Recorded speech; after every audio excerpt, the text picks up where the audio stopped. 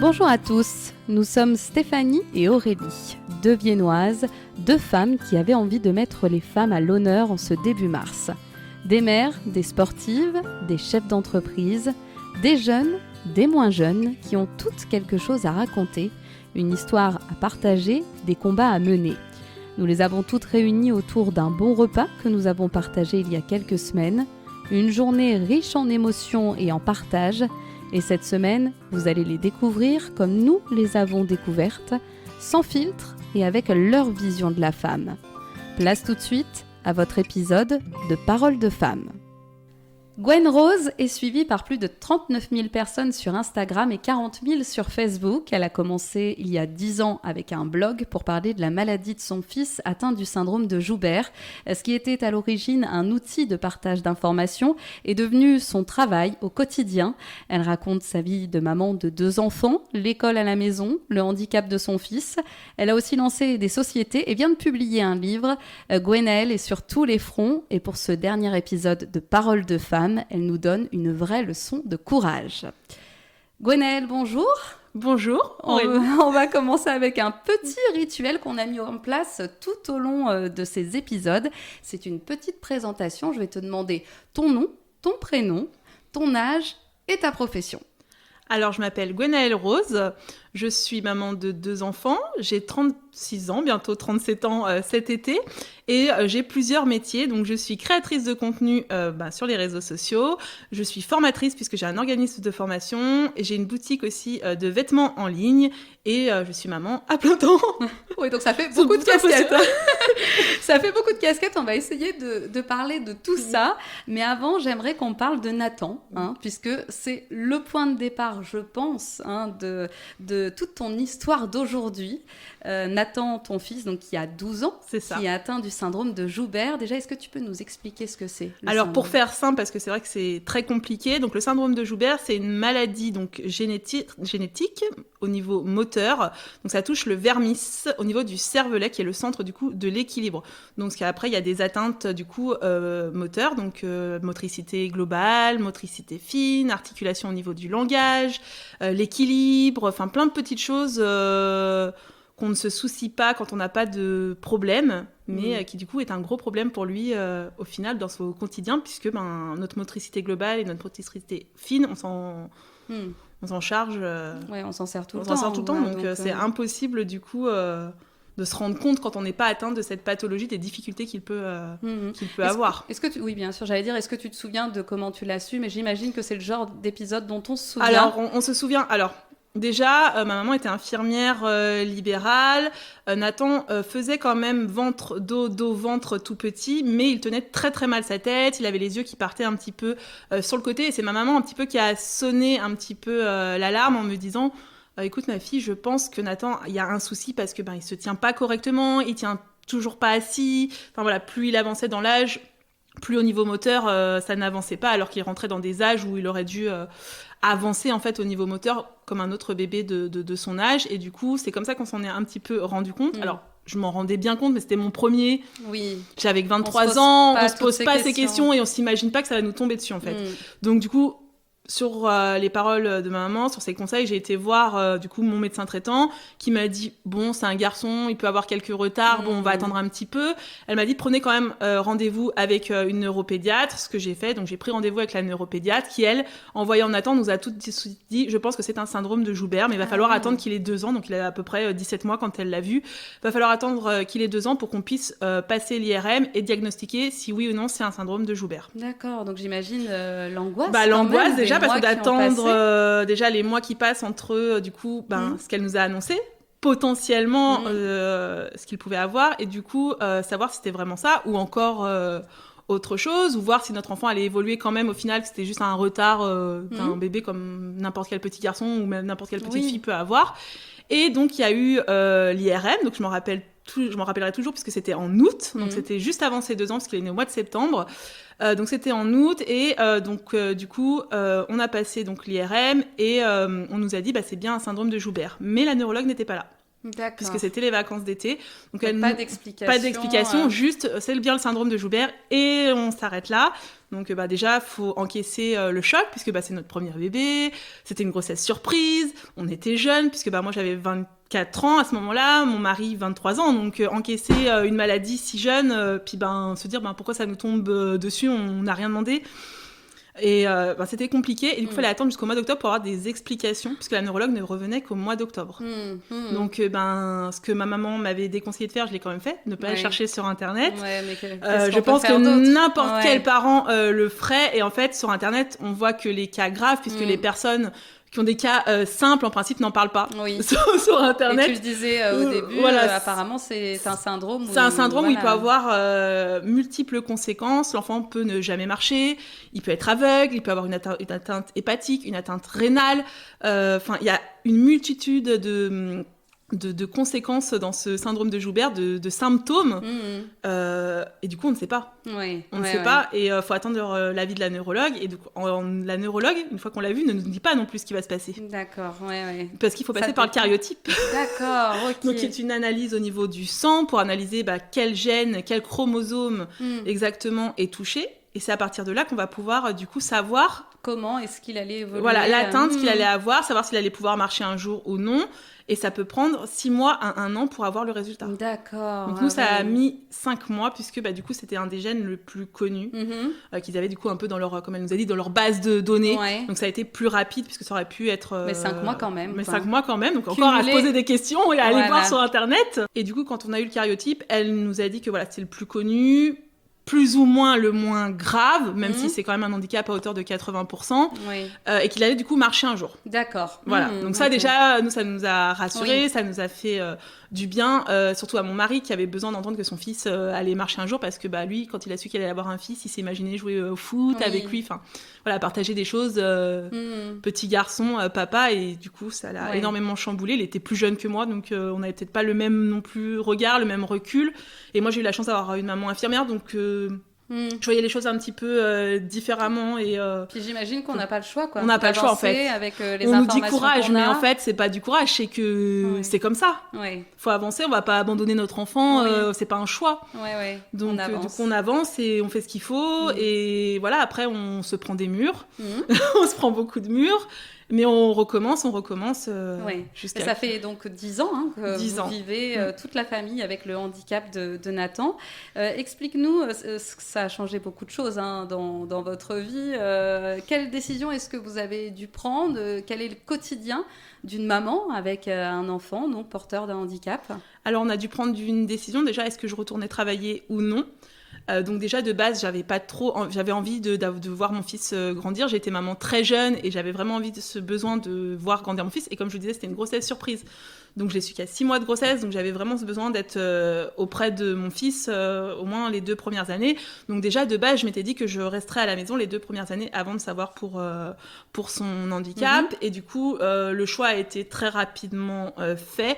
On nous dit de toute façon, on voit des psychologues, des choses comme ça, quand on apprend le handicap de son enfant, ils nous disent souvent qu'un des 2 parents arrête de travailler. Mon mari avait un meilleur emploi, un meilleur salaire, donc de toute façon, je me voyais pas faire autrement que d'arrêter de travailler. Donc j'ai arrêté de travailler et je me suis consacrée du coup à mon fils. Donc j'ai fait ce choix-là. Au début, j'ai également été assistante maternelle pour pouvoir quand même avoir un métier qui me plaisait, parce que j'ai toujours aimé travailler auprès des enfants, et puis quand même avoir un revenu et ne pas dépendre totalement que de mon mari au niveau financier. Donc ça, c'était important pour moi.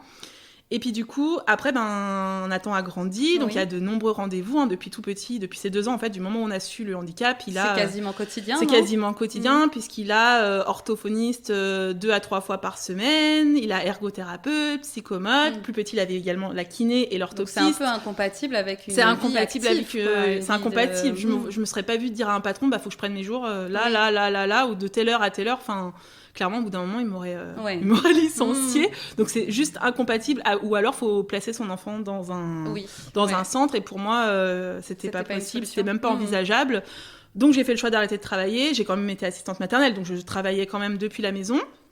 Et puis après, Nathan a été un tout petit peu à l'école, mais ça se passait pas correctement parce qu'on n'avait pas suffisamment d'heures. On avait suffisamment d'heures d'AVS, mais il n'y avait pas d'AVS disponible, ce qu'on appelle maintenant AESH. Il n'y avait pas les moyens. Donc de toute façon, je n'aurais pas pu retourner travailler parce que il avait 1 heure par-ci, 1 heure par-là. Donc d'autres décisions qu'on a dû prendre, c'est qu'en fin de grande section, parce que pour résumer un petit peu, en fin de grande section, on a dû faire un choix parce que Nathan ne pouvait pas passer en CP, c'était pas possible. Et la MDPH refusait le maintien en grande section puisqu'il est rentré seulement à l'âge de 3 ans à l'école, donc en moyenne section à l'âge de 3 ans, 3 ans et demi passés même. Et voilà, donc du coup, il n'a pas eu le rythme scolaire d'un enfant qui n'a pas de soucis, puisque Nathan, du coup, n'a fait que 1 heure par semaine en moyenne section. Donc, il y allait de 8h30 à 9h30, donc le moment où il se présente, où ils se disent bonjour et tout, et voilà. Après, en grande section, il avait que 2 matinées par semaine, donc il n'a pas avancé. Et puis c'est vrai qu'à ce moment-là, je comptais beaucoup sur l'école. C'est un petit peu un regret que j'ai à l'heure actuelle, parce que j'aurais peut-être dû faire plus à ce moment-là, mais j'avais besoin aussi de décharger ce côté-là des apprentissages où je comptais un petit peu sur l'école pour m'aider.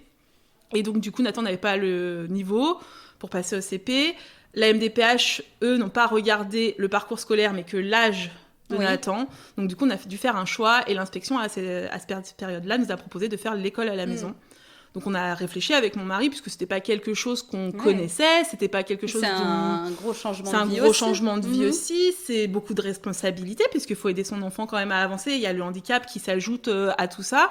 C'est pas quelque chose qu'on parlait beaucoup à l'époque, maintenant on en parle beaucoup plus de l'école à la maison. À l'époque, on n'en entendait pas parler, donc on s'est énormément renseigné et on s'est dit pourquoi pas. J'en ai également parlé avec ses spécialistes, donc neurologues, orthophonistes, kinés à l'époque, qui m'ont dit allez-y et nous on vous aidera. Nathan a eu du coup plus de séances d'orthophoniste qu'il avait que quand il allait à l'école.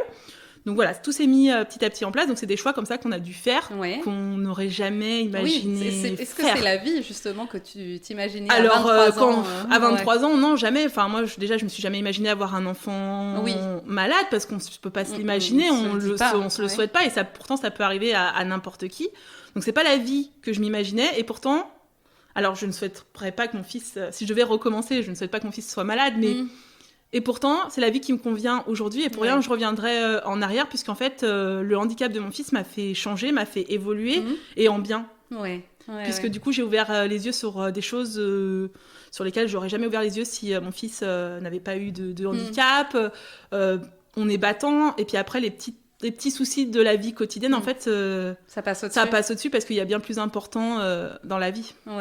Alors, pour revenir sur cette casquette d'institutrice, cette école à la maison, finalement, donc ça fait 7-8 ans que tu ça le fait pratiques. 6 ans pour Nathan. 6 ans. Et donc, il y a Alice qui est arrivée, donc la petite sœur de Nathan, qui a 7 ans aujourd'hui, qui n'est pas porteuse de handicap. Non. Mais qui fait aussi l'école à la maison. Donc là, vous êtes vraiment dans un choix d'éducation, un choix de vie. Voilà, c'est important. Alors, au début, elle était à l'école. Elle a été à l'école, puisque avec mon mari, on s'était dit, on va pas la priver non plus de... Enfin, priver, entre guillemets, on va pas l'empêcher de connaître l'école, puisqu'on fait déjà l'école à la maison à Nathan. Nathan, c'était un choix par rapport à son handicap. Donc, on s'est dit, on va la mettre à l'école. Donc, elle a été en petite section, ça se passait très, très bien. Elle a été en moyenne section. Moyenne section, le confinement est arrivé. Ah oui, celui que tout le monde connaît très bien. Le confinement est arrivé. Du coup, on a goûté à l'école à la maison avec les deux, donc avec Alice et avec Nathan. J'ai vu que ça correspondait bien mieux à notre rythme de vie, à notre vie de famille, que ça allait mieux du coup avec le handicap de Nathan, puisque Nathan, tous les trajets le fatiguaient. Alice, vice-versa, elle avait l'école, plus les rendez-vous de son frère. Donc, elle ne comprenait pas elle avait que 4 ans. Donc, elle comprenait pas pourquoi son frère, lui, avait le droit de rester à la maison et elle, pourquoi elle devait aller à l'école. Donc, il y avait de la frustration aussi et beaucoup de larmes le matin quand je la déposais à l'école et même quand je la récupérais. Donc, du coup, on a fait l'école à la maison en moyenne section grâce au confinement. Et on a trouvé que ça marchait bien, que Nathan, en plus, ça le boostait. Donc, il avançait encore plus vite parce qu'il voyait sa sœur avancer et du coup, ça le boostait. Alice adorait travailler avec Nathan. Donc, on s'est dit, pourquoi pas. Et donc, du coup, c'est comme ça qu'on s'est lancé dans l'école à la maison pour Alice. Ça nous convient parfaitement, elle évolue très bien. Ça convient à notre rythme de vie, à notre vie de famille, et du coup, on a trouvé notre équilibre en faisant l'école à la maison aux deux. Alors oui, donc tu es un petit peu institutrice, un petit peu infirmière, un petit peu voilà, sur tous les fronts. Est-ce que tu te définirais comme une mère au foyer ? Non. Non. Non. Alors, je suis au foyer à 100%, Ouais. mais je me définirais pas comme une mère au foyer, puisque la mère au foyer, elle a son rythme de vie en déposant ses enfants à l'école ou en faisant même l'école à la maison, parce que certaines le font. Mais derrière, je me suis créé des entreprises, puisque je voulais vraiment être indépendante financièrement. J'avais pas envie de reposer sur les épaules de mon mari. J'ai des projets de vie. Je veux aussi mettre mes enfants en sécurité dans l'avenir, investir dans l'immobilier, avoir des appartements pour mes enfants. Donc je ne me voyais pas en fait rester à la maison. Ton activité. Voilà, je voulais pas rester à la maison, m'occuper juste de mes enfants comme une mère au foyer le fait.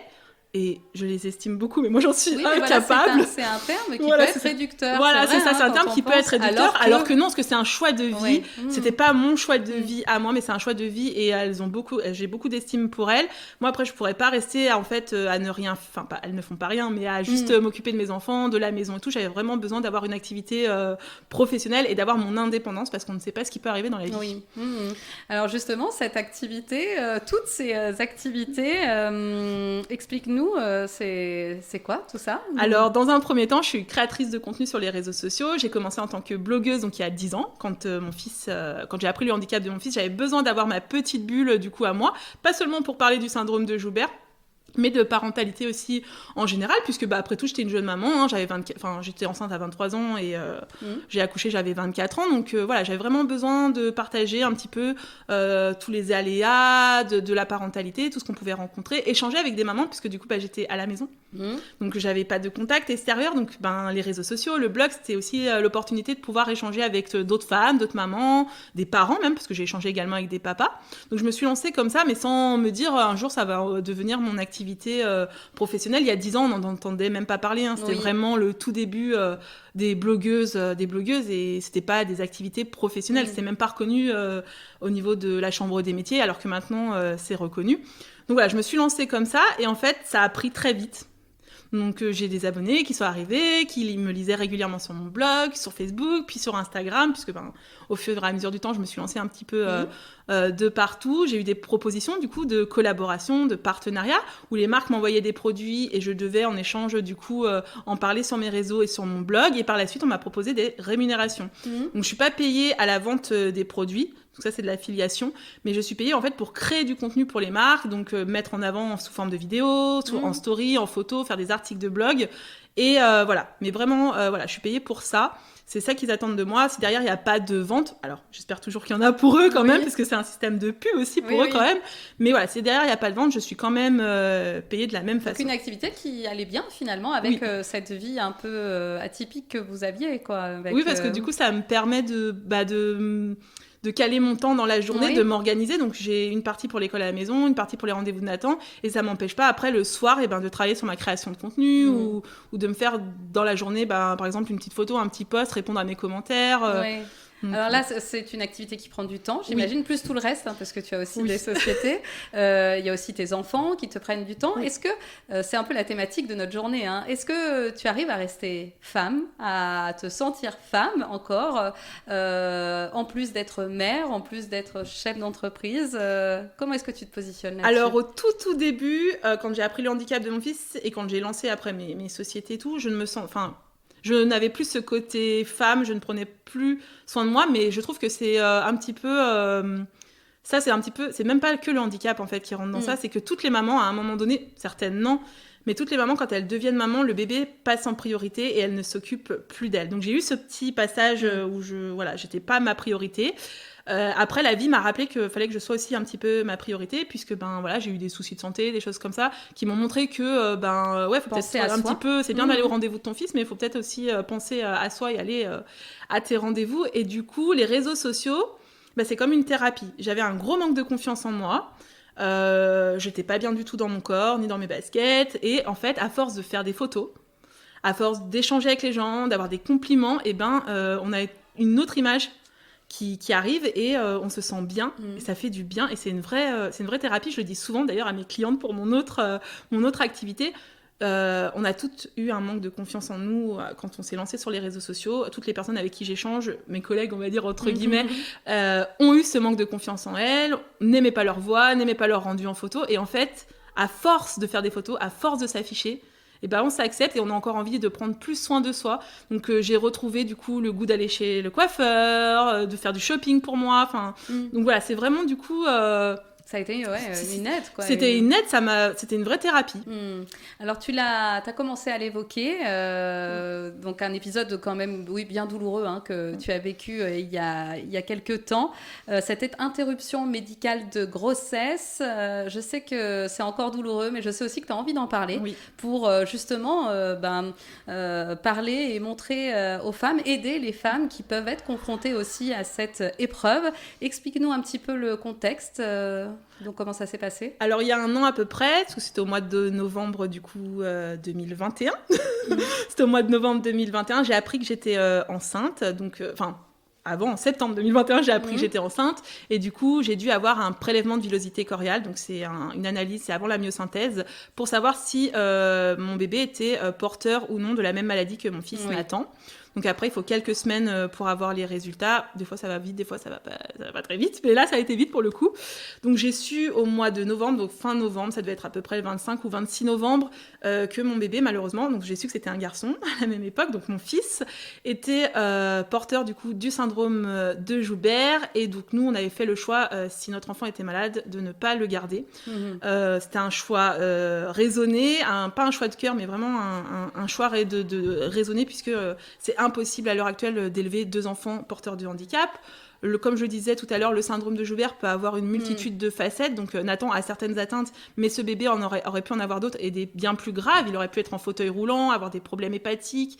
Donc du coup, on a réfléchi, puis aussi pour notre fille, pour pas qu'elle se retrouve, quand nous, on serait plus là, avec 2 frères malades, puisque on ne sait pas de quoi l'avenir est fait, et elle aurait pu très bien se retrouver avec elle à charge, quoi. Donc avoir deux frères à charge handicapés, c'est une lourde responsabilité aussi pour un enfant.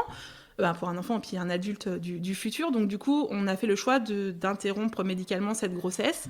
Donc l'IMG, pour ceux qui ne savent pas, c'est vraiment une interruption médicale de grossesse. C'est autorisé que pour les femmes qui ont un risque de santé ou alors pour les bébés qui ont du coup une maladie incurable. Donc voilà, on a fait cette IMG, ça a été très difficile. Il faut savoir aussi, l'IMG, quand on va signer les papiers comme quoi on autorise cette IMG, les papas ne sont pas, ils ne leur demandent pas de signature. D'accord, donc c'est vraiment, ils considèrent que c'est les épaules de la maman. C'est le choix de la femme. C'est le choix de la femme, et ça, moi on m'avait prévenu, puisque du coup sur les réseaux j'en avais parlé, on m'avait prévenu, tu verras, il n'y a que toi qui vas devoir signer. Ah ouais. Et faut être prête à avoir ça, puisqu'en fait, ça veut dire que tout le poids de cette décision repose sur nos épaules. En clair, c'est nous qui signons, c'est nous qui acceptons de faire cette IMG, alors que le papa... c'est une décision de famille. C'est 50-50, c'est une décision de famille. Donc moi, j'ai demandé à mon mari de signer. Moi aussi, je dis au médecin que moi, je voulais que mon mari signe aussi. Pour toi, pour te libérer finalement de... C'est ça, que je voulais pas avoir que ce poids, que j'avais déjà un poids énorme par rapport à cette IMG, par rapport à mon bébé, et que du coup, je voulais vraiment que mon mari puisse signer et participer. Donc il a accepté, de toute façon, c'est qu'une signature sur un document. Mais le geste est important et symbolique, et je trouve que c'est important de le dire aux femmes aussi, puisqu'on n'est pas préparé... on n'est pas préparé, on ne sait pas qu'on va nous dire il n'y a que vous qui devez signer en fait. Moi j'invite vraiment les gens aussi à voir ton livre. Alors là vraiment une grosse partie est évoquée, je pense à l'école à la maison, au handicap d'un enfant bien sûr, même à la place de la femme, à la place d'une maman aussi dans la famille. Donc j'invite vraiment les gens à consulter ce livre, à consulter aussi tes réseaux, Gwen Rose. Gwenaëlle Rose, Gwenaëlle-Rose, ils me trouveront. Voilà, parce que tu partages au quotidien tout ce que tu vis, et on voit vraiment cette place d'une maman un peu différente, atypique forcément, puisque ta vie est différente aussi. Et ça fait partie un petit peu de ces profils de femmes qu'on a voulu mettre en avant dans ce projet de Paroles de femmes. Alors, je terminerai avec une petite question qu'on a posée à toutes nos invitées. C'était vraiment le fil rouge de cette semaine. Pour toi, c'est quoi être une femme en 2023 ? Alors pour moi, être une femme en 2023, c'est être indépendante, c'est être libre de ses choix de vie, qu'on veut être maman au foyer ou entrepreneuse ou autre chose, et c'est être une femme moderne et une femme libre. libre de tous ses choix, de sa vie, de tout ce qu'elle veut faire, c'est être libre. Pour moi, une femme 2023. Eh ben merci Gwenaëlle, ce sera le mot de la fin, puisque tu étais notre dernière invitée de cette semaine.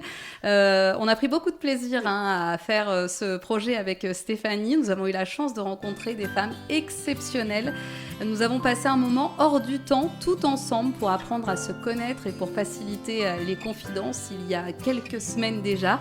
Et c'était parfois chargé en émotions, mais c'est ça aussi la beauté du projet. Merci à tous ceux qui ont pu rendre tout ça possible. Prenez soin de vous et à très bientôt.